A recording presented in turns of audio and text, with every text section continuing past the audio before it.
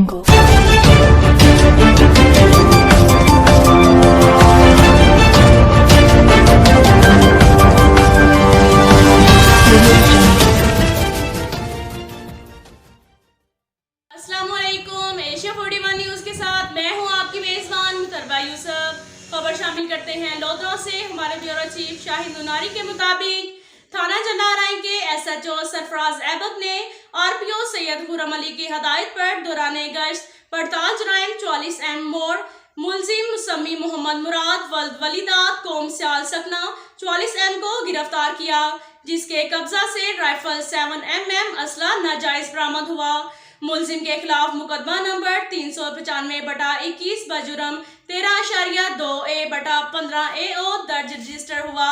मुलजिम को गिरफ्तार करके हवालात में बंद कर दिया गया। मजीद तफ्तीश जारी है। अब तक के लिए इतना ही काफी है। मिलते हैं अगले बुलेटिन में, हमारे साथ रहिएगा। अल्लाह।